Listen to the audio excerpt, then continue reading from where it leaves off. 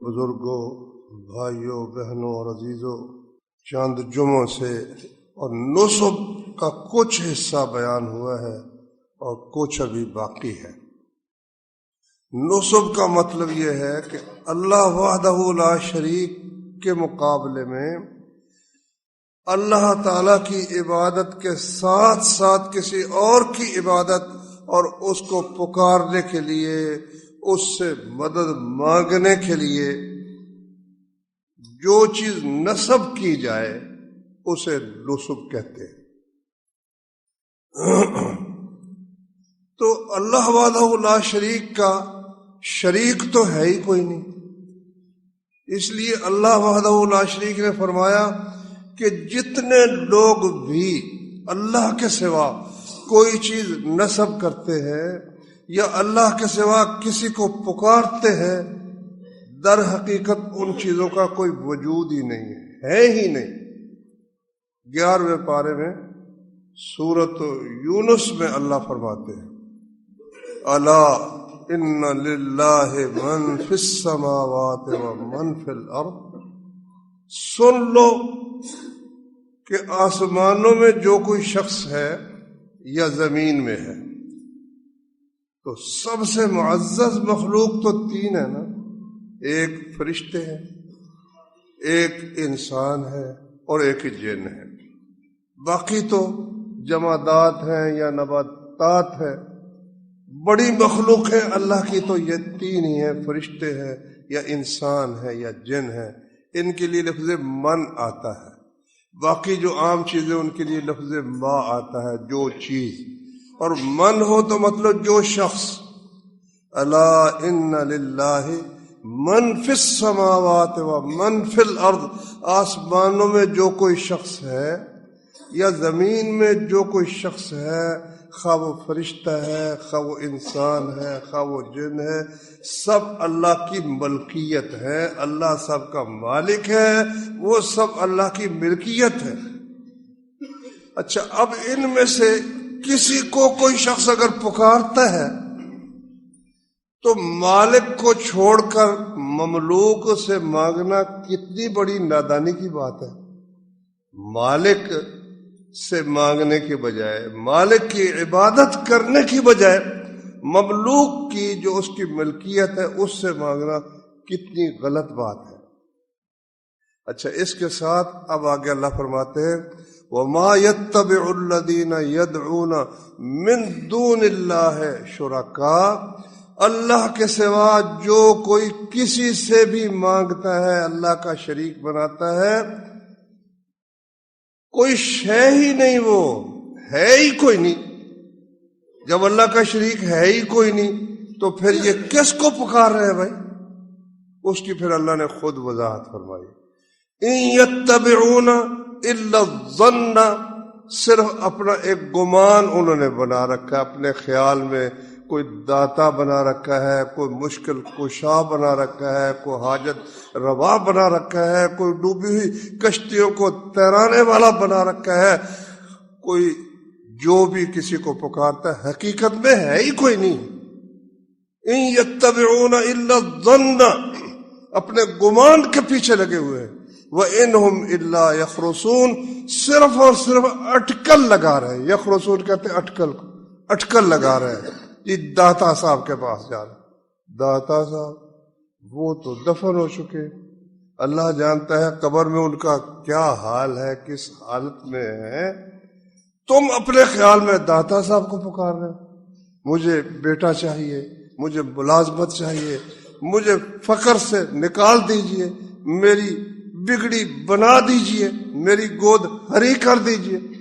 کس کو پکار رہے ہو؟ وہ تو ہے ہی کوئی نہیں، وہ تو ہے ہی کوئی نہیں جو یہ کام کر سکے، ہے ہی کوئی نہیں۔ اللہ اکبر۔ اللہ تعالیٰ نے قرآن میں فرمایا، والذین تدعون من دونہ، سورہ فاطر ہے، 22واں پارہ ہے، والذین تدعون من دونہ ما یملکون من قطمیر، کھجور کی گٹھلی کے اوپر ایک ہلکا سا چھلکا ہوتا ہے، پتلا بالکل باریک سا کاغذ سے بھی بہت باریک ہوتا ہے، اس کو عربی زبان میں قطمیر کہتے ہیں۔ اللہ تعالیٰ نے فرمایا کہ اللہ کے سوا جس کو بھی تم پکارتے ہو نا، وہ ایک قطمیر کے مالک بھی نہیں ہے۔ ما یملکون من قطمیر، ایک قطمیر کے مالک بھی نہیں ہے۔ ان تدعوہم، اگر تم ان کو پکارو، لا یسمعوا دعاءکم، وہ تمہاری پکار سنتے ہی نہیں۔ منو مٹی کے نیچے پڑے ہوئے ہیں، وہ تو تمہاری پکار سنتے ہی۔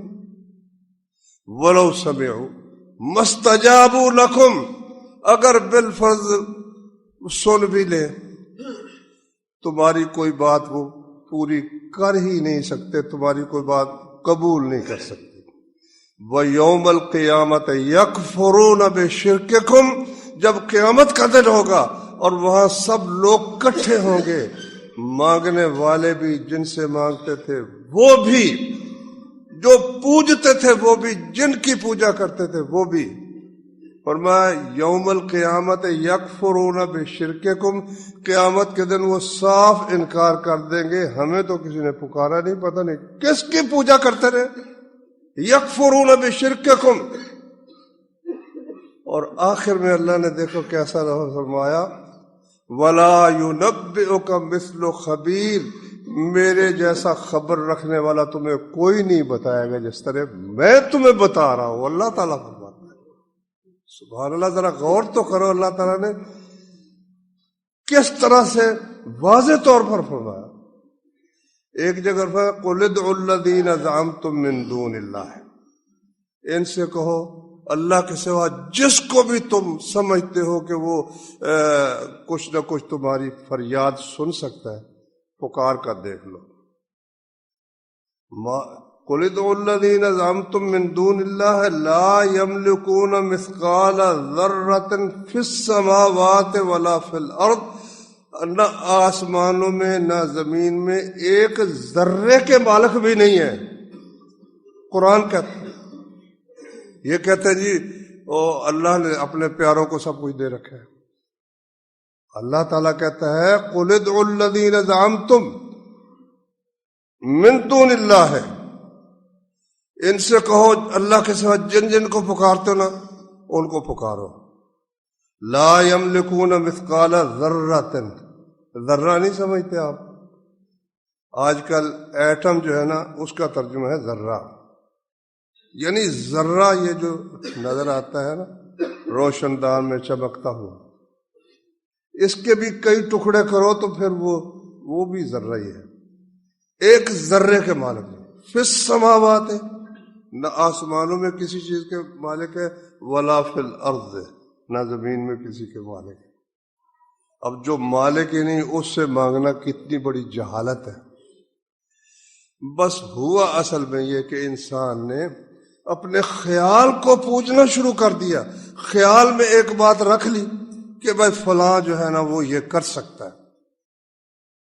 قرآن مجید میں اللہ تعالیٰ نے نوح علیہ السلام کی قوم کا ذکر فرمایا ہے کہ نوح علیہ السلام نے اللہ تعالیٰ سے دعا کی، اور وہ بھی 950 سال دعوت دیتا رہا اللہ کا وہ بندہ۔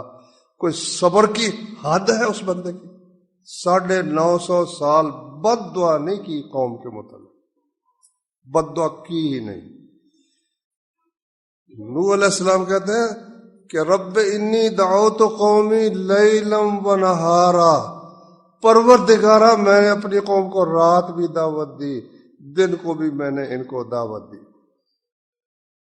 اور فرمایا ثم انی دعوتہم جہارا، کھلا بھی ان کو دعوت دی۔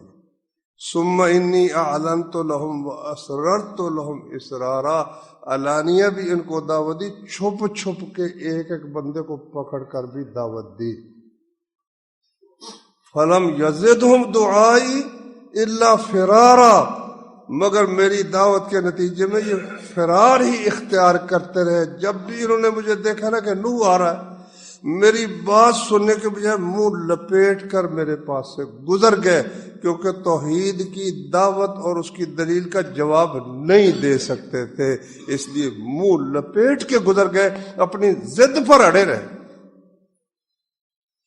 اب اللہ تعالیٰ نے 950 برس کی تبلیغ کے بعد نوح علیہ السلام کو یہ اطلاع دی، وَأَوْحَيْنَا إِلَىٰ نُوحٍ، ہم نے نوح کو وحی کی، أَنَّهُ لَن يُؤْمِنَ مِن قَوْمِكَ إِلَّا مَن قَدْ آمَنَ، تیری قوم میں سے جو ایمان لا چکے اور کوئی ایمان اب مزید نہیں لائے گا۔ اب پھر نوح علیہ السلام نے کہا اگر ان میں سے کسی نے ایمان لانا ہی نہیں تو پروردگارا پھر ان کے جو بچے پیدا ہوں گے وہ بھی تیرے کافر ہوں گے، تیرے ساتھ شرک کرنے والے ہوں گے۔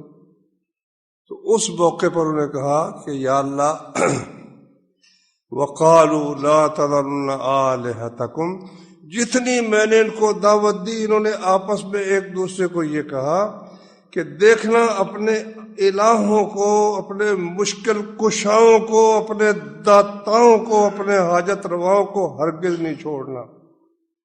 اور وہ کون تھے؟ وَلَا تَذَرُنَّ وَدًّا وَلَا سُوَاعًا وَلَا يَغُوثَ وَيَعُوقَ وَنَسْرًا، ود کو نہیں چھوڑنا، سوا کو نہیں چھوڑنا، یغوث اور یعوق اور نصر کو نہیں چھوڑنا۔ یہ کیا تھے؟ کون تھے؟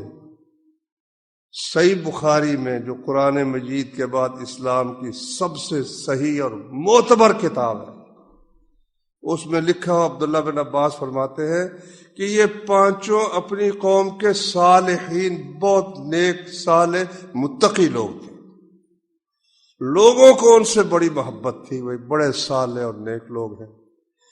جب وہ فوت ہوئے تو جن جن مجلسوں میں وہ بیٹھتے تھے، لوگ ان کے پاس آتے تھے، ان مقامات پر شیطان نے ان کی اس محبت سے فائدہ اٹھاتے ہوئے ان کے دل میں یہ بات ڈالی کہ ان کے مجسمے بطور یادگار ذرا یہاں لگا دو تاکہ ان کو دیکھ کر خوش ہوتے رہے۔ لو جی، انہوں نے ان کے مجسمے بنا کر گاڑ دیے۔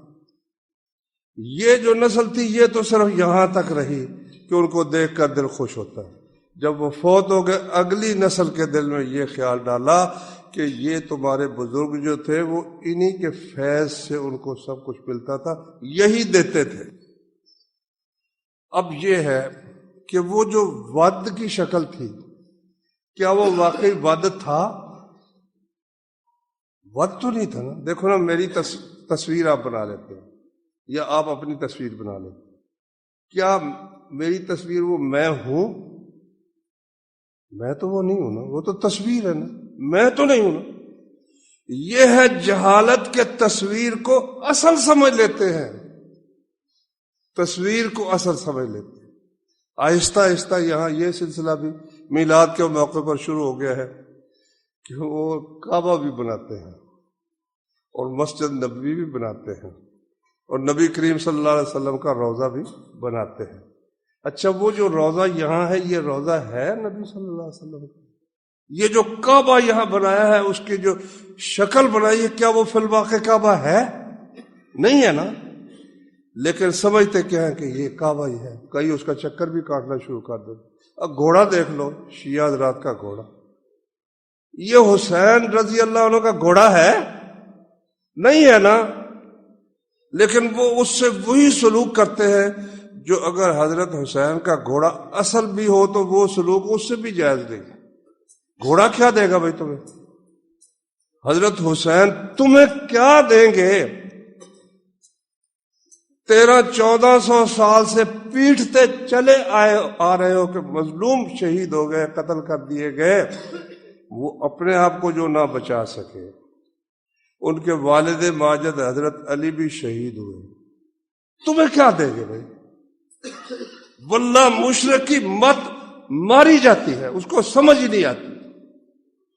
اچھا، تو نوح علیہ السلام نے کہا کہ انہوں نے جو فوت ہوتا نا 950 سال تھوڑا عرصہ تو نہیں ہے نا، ہمارے ہاں یہ 60-70 سال میں ماشاءاللہ بیٹے بھی ہو جاتے ہیں، پوترے بھی ہو جاتے ہیں، کئیوں کے پوترے بھی ہو جاتے ہیں۔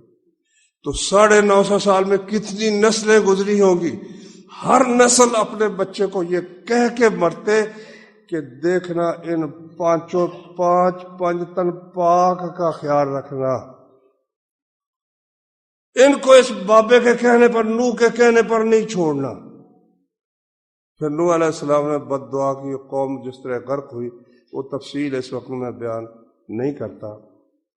دیکھو اللہ کی حکمت، ساری قوم وہ غرق ہو گئی، چند قلیل آدمی زندہ رہے، کشتی میں اللہ نے ان کو بچا لیا۔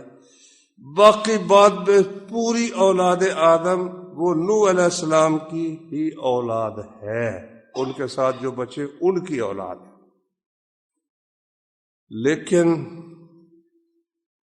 ایک مکے کا شخص، اس کا نام تھا عمر بن لحی، صحیح بخاری میں ہے، وہ یمن میں گیا تو یمن میں بت پوجے جاتے تھے، اور یہی بت، ود بھی، سوا بھی، یغوث بھی، یعوق بھی اور نصر بھی، وہ جو بت تھے نا، جو کہیں مٹی میں دب گئے ہوں گے، پتہ نہیں کہاں گئے کہاں نہ گئے، مگر وہ جو تاریخ میں کہانیاں چلتی ہیں نا، بھئی بڑا بزرگ تھا فلانا، بڑا بزرگ تھا، حضرت شبلی ایسے تھے، عبد القادر جیلانی یہ کر دیتے تھے، فلانا یہ کر دیتا تھا، وہ پھر نئے سرے سے دوبارہ یہ بت بن گئے، اور ان کے نام پر لوگوں نے اپنے نام بچوں کے رکھنے شروع کر دیے۔ آپ نے سنا ہوگا کہ حضرت علی رضی اللہ جنگ خندق میں ایک مشرک گھوڑے کو دوڑا کرنا، کسی طرح سے اس نے خندق پار کر لی۔ خندق بڑی چوڑی تھی اور ساری مٹی نکال کر وہ نا مدینے کی طرف، وہ اونچی بھی کافی تھی اس طرف سے، تو لیکن اس نے گھوڑا دوڑایا، کوئی جگہ ایسی دیکھی وہ پار آ گیا۔ اس کے مقابلے میں علی رضی اللہ عنہ نکلے۔ کیا نام تھا اس کا؟ بتاؤ۔ ہاں؟ عمر بن عبد ود۔ عمر بن عبد، کیا مانا؟ عبد ود کا بیٹا عمر۔ سکول میں جب ہم پڑھتے تھے نا تو استاد نے پڑھایا عمرو بن عبدود۔ اچھا پہلے جہالت ہے نا، یہ عربی نہیں جانتے۔ یہ قاعدہ ہے ایک عربی زبان کا کہ اگر عین میم را لکھا ہو تو اس کو پڑھنا ہے عمر، اور اگر عین میم را کے آگے واو ڈال دی جائے نا تو اس کو عمرو نہیں پڑھنا، اس کو پڑھنا ہے عمر۔ سمجھ گئے میرے بھائی؟ عین میم را لکھا تو کیا پڑھنا ہے؟ عمر، اور اگر عین میم را کے آگے واو ڈال دو تو وہ واو پڑھنی نہیں ہے، اس لفظ کو کیا پڑھنا ہے؟ عمر۔ تو وہ عمر تھا، اور عمر بن عبد ود تھا، عبدود نہیں تھا، عمر بن عبد ود تھا۔ کیا مطلب کہ اس زمانے میں بھی وہ نوح علیہ السلام کے زمانے کے بتوں کا سلسلہ وہ یہاں مکے میں بھی آ گیا، اور وہ خبیث جو تھا نا عمر بن لحی، وہ یمن سے وہ بت اٹھا کر لایا اور کعبے میں آ کر اس نے ان کو گاڑ دیا، اور اس کے ساتھ ہی ساتھ انہوں نے ابراہیم علیہ السلام اور اسماعیل علیہ السلام کا بت بنا کر اس کی بھی پوجا شروع کر دی۔ یہ نہیں کہ وہ صرف پتھر پوجتے تھے، اسماعیل علیہ السلام کعبے کے اندر، عین اندر، نبی کریم صلی اللہ علیہ وسلم نے جب مکہ فتح کیا، وہ 360 بت جو بنائے ہوئے تھے کعبے کے ارد گرد رکھے ہوئے تھے نا، وہ سب ختم کیے۔ کعبے کے اندر میں نہیں جاؤں گا جب تک یہ تمام بت نہیں نکالے جائیں گے۔ پھر ان میں سے ابراہیم علیہ السلام کا بت نکالا گیا، اسماعیل علیہ السلام کا بت نکالا گیا۔ ان کے ہاتھ میں تھیلے پکڑائے ہوئے تھے، ان تھیلوں میں فال کے تیر تھے۔ تھیلا ہے، اس میں کئی تیر ہیں، ایک پہ لکھا ہوا ہے افعل، کرو، ایک پہ لکھا ہے لا تفعل، مت کرو، ایک خالی ہے، اس پر کچھ بھی لکھا ہوا نہیں ہے۔ جس نے جو کام کرنا ہوتا وہ آتا، آ کرنا تیر نکالتا، اگر لکھا ہوا ہے کرو تو وہ کر لیتا، لکھا ہوتا نہ کرو تو نہ کرتا، خالی آتا تو اس کو پھر دوبارہ رکھ کر اور نکالتا۔ رسول کریم صلی اللہ علیہ وسلم نے فرمایا کہ یہ لوگ خود بھی ان کو علم ہے کہ نہ ابراہیم علیہ السلام نے کبھی یہ کام کیا فال نکالنے کا، نہ اسماعیل علیہ السلام نے یہ کام کیا، ان کے ہاتھ میں یہ فال کے تیر ان ظالموں نے پکڑائے ہوئے۔ تو میں بیان یہ کر رہا تھا کہ جو بھی اللہ کے سوا کسی کو پکارتا ہے وہ صرف وہم و گمان کے پیچھے لگا ہوا ہے، حقیقت میں وہ چیز ہے ہی نہیں، کوئی چیز ہے ہی نہیں جس کو پکار رہا ہے۔ قیامت کے دن حضرت علی رضی اللہ عنہ، حضرت حسن رضی اللہ عنہ، حضرت حسین رضی اللہ عنہ، کئی خالد بن ولید کو پکارتے ہیں، خالد رضی اللہ عنہ، عبد القادر جیلانی رحمۃ اللہ علیہ، جتنے اللہ کے نیک بندے، وہ صاف کہہ دیں گے پروردگارہ ہمیں کچھ خبر نہیں ہے کس کو یہ پکارتے ہیں، صرف اپنا وہم ہے، اپنا گمان ہے، اس کے سوا کچھ بھی نہیں۔ اس لیے شریعت نے تصویر کو ویسے ہی حرام کر دیا، کیونکہ انسان کے اندر ایک کمزوری پائی جاتی ہے، مجھ میں بھی ہے، آپ میں بھی ہے، کہ ہم تصویر کو اصل کچھ سمجھ لیتے ہیں۔ اس کی مثال یوں سمجھ لیجیے، ہمارے والد صاحب مثلاً ہو یا ہمارا استاد ہو، اس کی تصویر ہو تو وہ ہمارے والد صاحب تو نہیں ہے نا، نہ وہ ہمارے استاد ہیں، لیکن اب اس تصویر کی کوئی بے حرمتی کرے ہم برداشت کریں گے؟ بس یہ ایک اس وجہ سے شریعت نے تصویر کو حرام ہی کر دیا۔ فرمایا قیامت کے دن سب سے زیادہ جن کو عذاب ہوگا نا ان میں سے مصورین بھی ہیں۔ تو لوگ تصویروں کے ذریعے لوگوں کے دماغوں میں اپنا جو نقشہ بٹھاتے ہیں۔ آج بھی جو خدا بنے ہوئے ہیں، موزے تنگ تھا تو وہ بھی، اسٹالن تھا وہ بھی، اور بڑے بڑے ابراہم لنکن تھا وہ بھی، اور جتنے لوگ ہیں وہ تصویر کے ذریعے، میڈیا کے ذریعے سے اپنی شکل اور اپنی تصویر لوگوں کے دماغ میں بٹھا کر ایک تاثر قائم کرتے ہیں۔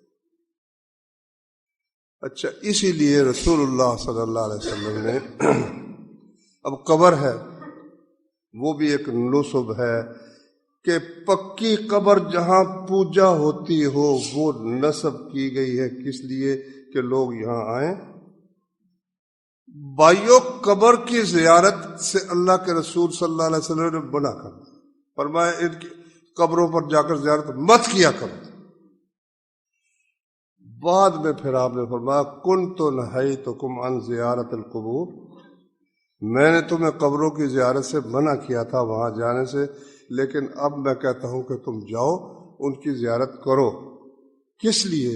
ان سے کچھ لینے کے لیے نہیں، فإنها تذکر الموت، کیونکہ وہ موت کو یاد دلاتی ہے، آخرت کو یاد دلاتی ہے کہ اتنے بڑے بڑے لوگ، حضرت محمد صلی اللہ علیہ وسلم، حضرت ابو بکر رضی اللہ عنہ، عمر فاروق جیسا شیر، کتنے بڑے لوگ وہ دنیا سے چلے گئے، تو ہم بھی یہاں نہیں رہیں گے۔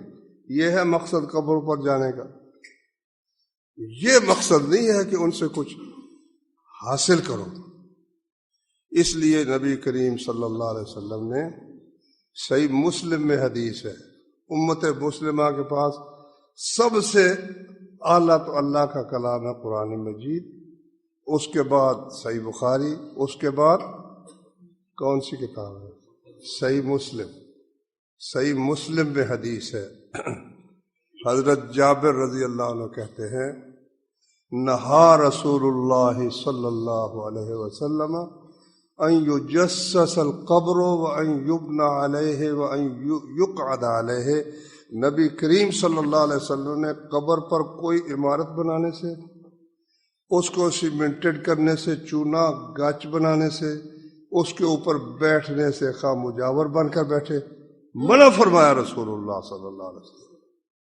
وفات کے قریب 5 دن پہلے نبی صلی اللہ علیہ وسلم نے فرمایا کہ لوگوں، لعن اللہ الیہود والنصارى، اللہ تعالیٰ یہود و نصارہ پر لعنت کرے، اتخذوا قبور انبیائہم وصالحیہم مساجدا، انہوں نے اپنے نبیوں کی اور نیک لوگوں کی قبروں کو مسجدیں بنا لیا، جہاں کوئی فوت ہوا اس کے ساتھ ہی مسجد بنا دی، اس کے ساتھ کہ یہاں اس پہ بڑی یہاں دعا قبول ہوتی ہے اور یہ بڑی کرنی والے ہیں، بڑے بھاگ والے ہیں۔ اللہ کے رسول صلی اللہ علیہ وسلم نے انی انہاکم عن ذالک، میں تمہیں اس سے منع کرتا ہوں۔ ایک حدیث میں رسول اللہ صلی اللہ علیہ وسلم نے فرمایا کہ سب سے بدترین لوگ وہ ہیں جن پر قیامت قائم ہوگی، کیونکہ اس وقت قیامت قائم ہوگی جب اللہ اللہ کہنے والا کوئی باقی نہیں رہے گا۔ اور ایک یہ جو قبریں پکی بنا کر اس کی پوجا کرتے ہیں، کیونکہ اللہ سے یہ دور کرنے والے لوگ ہیں، اللہ سے دور کرنے والے لوگ۔ اب دیکھو کتنا ستم ہے، مسجد بنی ہوئی ہے اور اس میں پہلے ہی قبر بنا کر رکھی ہوئی ہے، پیر صاحب نے، مولانا صاحب نے، علامہ صاحب نے، مسجد کے اندر ان کو دفن کیا جا رہا ہے۔ نہ بھائی، یہ بھی نصب ہے، نصب کیا گیا اس کو۔ اسی طرح سے کوئی درخت ہے، وہ بھی غیر اللہ کی پرستش کے لیے اگر نصب کیا گیا کہ جو یہاں سے پتا توڑے، ہاں حرم شریف جو ہے مکہ اور مدینہ، وہاں کے درختوں کا پتا توڑنا جو خود رو ہو، خود پیدا ہو، جائز نہیں ہے، وہ حرم۔ باقی کوئی ایسی جگہ ہے ہی نہیں کہ وہاں کا پتا توڑنا منع ہو، درخت کی ٹہنی توڑنا منع ہو، کوئی جگہ ایسی ہے ہی نہیں۔ یہ بھی نصب ہے غیر اللہ کی پوجا کے لیے، لوگوں کے دلوں میں ان کا ایک فرضی خوف بٹھا کر، جو یہاں سے ٹہنی توڑتا اس کی ٹانگ توڑ دیتے ہیں بزرگ آ کر۔ اللہ کی قسم کچھ بھی نہیں کر سکتے، کچھ بھی نہیں کر سکتے۔ اگر کر سکتے ہوتے نا تو قبر کے اندر کبھی پڑے ہوئے نہ ہوتے۔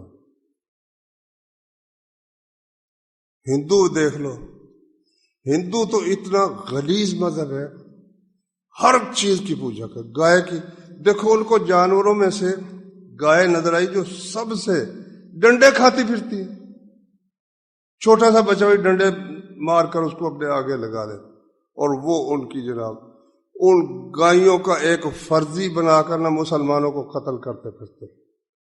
ہندوستان کے اندر گائے کا بہانہ بنا کر مسلمانوں کو ذبح کر رہے ہیں وہ ظالم۔ اچھا، اسی طرح سے اور بھی نصب کی کئی صورتیں، ان میں سے ایک صورت وہ یہ ہے، وہ فرضی، یہ تو ہے نا، چلو کوئی اینٹیں آگے پڑی ہوئی ہیں یا بت پڑا ہوا ہے۔ ایک یہ ہے کہ وہ اپنے پیر کا خیال ذہن میں بٹھا کر، دن ہو یا رات ہو، مولانا اشرف علی تھانوی نے ایک کتاب لکھی ہے، اس کا نام ہے ارواح ثلاثہ، اور ایک نام ہے اس کا حکایات اولیاء۔ اس میں وہ لکھتے ہیں کہ حضرت گنگوہی، مولانا رشید احمد گنگوہی ایک دن جوش پہ تھے۔ یہ تینوں چاروں بزرگ جو ہے نا، مولانا رشید احمد گنگوہی، مولانا قاسم نانوتوی، اشرف علی تھانوی، یہ سارے جتنے ہیں یہ مرید ہیں حاجی امداد اللہ مکی کے، وہ پیر تھا ان کا۔ اب اس کا سبق دیکھو کیا سبق ہے۔ رشید احمد گنگوہی صاحب نے ایک دفعہ، وہ ذرا ان کے منہ سے بات نکل گئی، انہوں نے وضاحت کر دی۔ ایک دن حضرت جوش میں تھے تو کہنے لگے کہو تو کہہ دوں۔ عرض کیا جی کہہ دیجیے، فرمائیے۔ پھر کہا کہو تو کہہ دوں؟ ہاں جی فرمائیے۔ پھر کہا کہو تو کہہ دوں؟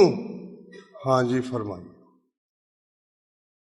فرمایا یہ کہ کامل 3 سال تک حضرت امداد کا چہرہ میری آنکھوں کے سامنے رہا، اور میں نے ان سے پوچھے بغیر کوئی کام نہیں کیا۔ کوئی بات میری سمجھ آئی ہے؟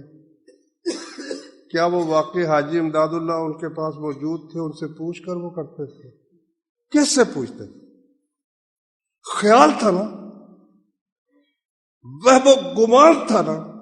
اللہ سے زیادہ سچا کون ہو سکتا ہے؟ اللہ کہتا ہے ان یتبعون الا الظن، صرف گمان کے پیچھے۔